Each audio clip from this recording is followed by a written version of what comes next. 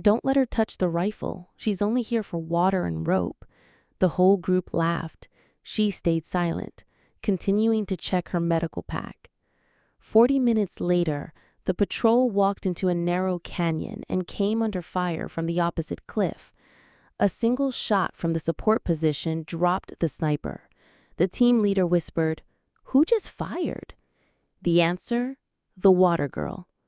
Clara Weiss, 33 years old, Austrian, pale skin, light brown hair, compact build, quiet, worked as technical support for the mountain patrol team, covering the northern border position, logistical support on mountain routes, responsible for water supplies, climbing ropes, medical equipment, and checking backpack weight distribution. She wasn't part of the main squad, didn't carry combat weapons, only wore the mandatory personal sidearm. The team called her the second pack carrier. One soldier said, "Does she think she's a real soldier, like some kind of Girl Scout playing war games?" Clara just smiled quietly and checked her rope connections. Every morning, she would wake up early to clean the practice scopes, even though nobody asked her to. During target practice training, she would stand outside, observing. Nobody invited her to shoot. A corporal once said, "I bet she wouldn't even dare pull the trigger for real." The other team members treated her like equipment, necessary, but not really part of the squad. During briefings, they would talk around her, not to her. "Clara, you'll stay 50 meters behind with the backup, water, and first aid. Clara, if anyone gets injured, that's your job. Clara, don't slow us down trying to keep up." She never complained, never argued, never asked for a different role. But every evening, when the others were playing cards or cleaning their rifles, Clara would sit alone, reading topographical maps by flashlight, studying wind patterns, making notes about elevation changes and sight lines. The team assumed she was just being thorough about their route planning. They had no idea what she was really preparing for. During equipment checks, she would handle her sidearm with a precision that seemed unusual for someone in a support role. But the others were too busy with their own gear to notice. "Hey, Clara, you sure you know how to use that thing?" someone would joke. "Safety first," she would reply with a small smile. They laughed, thinking she was just being overly cautious. "I didn't come here to shoot every day. I just need to know if the moment comes when I have to shoot, my hands won't shake." The team continued to see her as support staff, useful, reliable, but not a real soldier. They were about to learn how wrong they were. One day during a rest stop at Rock Point 14, Clara was adjusting her water bottles when a sergeant walked by and noticed her rotating her rifle very quickly, checking the reflection through the scope's mirror. He asked, "Where did you learn to angle like that?" Clara simply replied, "Places where the fog was thicker than gunfire." The cryptic answer left him puzzled, but he didn't press further. Later, a soldier discovered that Clara always carried a small notebook filled with wind measurements, humidity readings, and hand-drawn maps like those used by veteran snipers. People began to whisper, was she actually a marksman? "I heard Clara was dropped from sniper school for health reasons, but her shooting scores were still at the top," someone said. "She served in a classified unit before this assignment, but since she never confirmed anything, everyone just let it slide." The speculation grew when Clara demonstrated unusual knowledge during their mountain training. She could read weather patterns like a professional meteorologist. She knew exactly how wind would affect the bullet's trajectory at different elevations. During one training exercise, the team was practicing with binoculars, trying to spot targets at long range. "I can't see anything through this fog," complained one soldier. Clara glanced over. "Target is at 2 o'clock, approximately 400 meters behind the third tree from the fallen log." The soldier looked through his scope. "How did you... There's nothing visible from here." Sound reflection. The metal on his equipment creates a specific echo pattern. The team leader looked at her strangely. Clara, how do you know about sound signature identification? You pick things up, she said quietly. But the questions were starting to pile up. Why did she always position herself with clear sight lines during rest stops? Why did she automatically calculate range and wind speed whenever they stopped?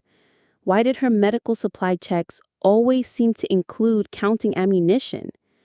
One evening, a curious soldier went through Clara's pack when she stepped away.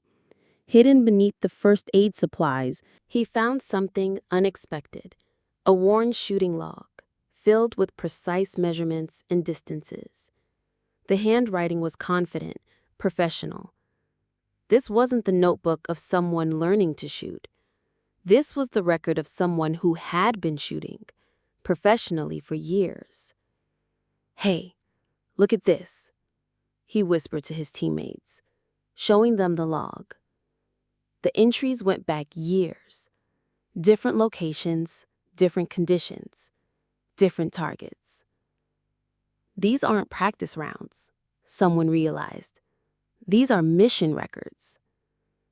They put the notebook back quickly. But now, everyone was watching Clara differently. They're starting to notice. But they still see me as support staff. Maybe that's better. Maybe it's safer for everyone if they don't know what I used to do, what I'm still capable of doing. The team was beginning to suspect that Clara wasn't just a logistics specialist. But they had no idea they were traveling with one of the most skilled marksmen their military had ever trained. And they were about to find out in the most dramatic way possible. On the 5th day of patrol, the main team moved ahead through the mountain pass. Clara was instructed to stay back 15 minutes, to organize the medical supplies and check equipment, then follow behind at a safe distance as usual. They treated her like baggage that needed to catch up later. When the squad reached the narrow rock canyon, they walked straight into an ambush. An enemy sniper was already in position on the opposite cliff, waiting. The first shots cracked through the canyon like thunder. Everyone dropped to the rocky ground. The team leader was immediately pinned down behind a boulder. Nobody dared to lift their heads. "Contact! Contact! Sniper on the ridge!" someone shouted desperately. "Does anyone have eyes on the target?" No response. The angle was impossible from their position. The sniper had perfect tactical positioning, high ground advantage, clear sight lines down the entire canyon, and the patrol was trapped in a kill zone with minimal cover. "We need to move, but he's got us completely locked down. Where's our designated marksman?" "Thompson's rifle jammed. Radio for backup support." "Backup is 40 minutes away." "We don't have 40 minutes. The situation was deteriorating rapidly. The enemy sniper was methodically adjusting his aim, working through potential targets. Dust kicked up near the team leader's head as bullets struck inches away. "He's zeroing in. We need to do something now. Anyone got smoke grenades?" "Not enough to cover the whole canyon. We're sitting ducks here." Then crack. A single, precise rifle shot echoed from behind their position across the canyon.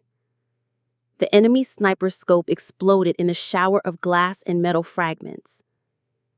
His rifle tumbled down the cliff face as he fell backward. The team thought it was reinforcements arriving. They looked around frantically for the backup squad. But there was no helicopter, no additional unit, no radio chatter from the rocks behind them. Clara emerged calmly, her sidearm still smoking from the barrel. She spoke with clinical precision. 432 meters, shot 1.8, Degree elevation adjustment, right wind compensation at 2.3 seconds. Target neutralized. The entire patrol stared in stunned silence. The woman they wouldn't trust with a combat rifle had just saved all of their lives, with a pistol shot at impossible range. The team leader found his voice, barely above a whisper. "Clara, what the hell just happened?" Standard counter-sniper engagement. Elevated position, crosswind at 12 miles per hour. Target acquisition through scope reflection. Standard engagement with the sidearm? Clara began field stripping her weapon with professional efficiency that none of them had ever seen before. Austrian Special Forces, Alpine Sniper Division, 3 combat tours in Afghanistan, 74 confirmed long-range eliminations, 2 Distinguished Service Medals. The silence was absolutely deafening. "Why didn't you ever tell us?" Medical discharge 18 months ago.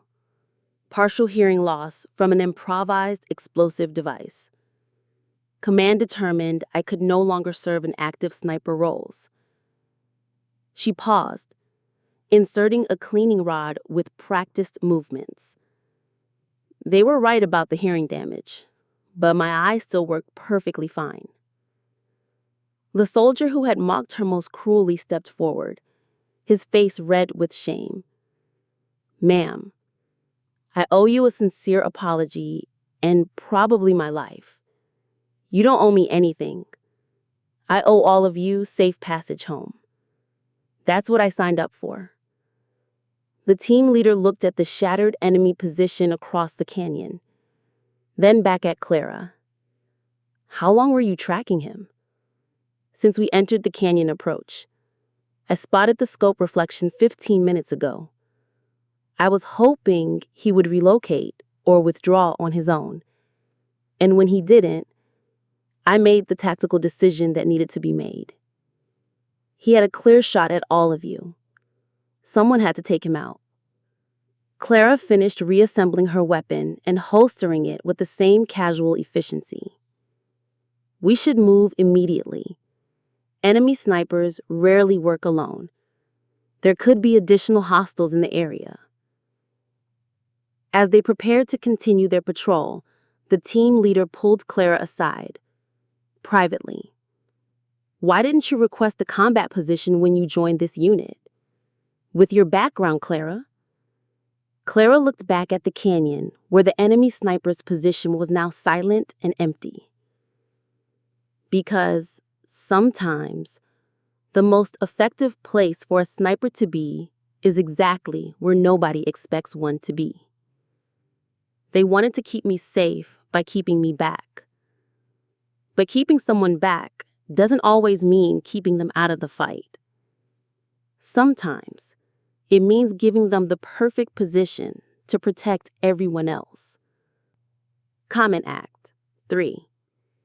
If someone has ever helped you and you never got to say thank you, comment "I owe them." Clara didn't tell the story again. She simply wrote a brief report. 9 lines total. The following week, the team leader requested that she participate in combat training. The first time she was officially invited to shoot at the practice range. She shared her win notebook, teaching the team how to measure distances using fog density, helping the entire squad adjust their aim for night shooting. A young soldier carved a line into the wooden sign at their rest area. They stopped calling her logistics.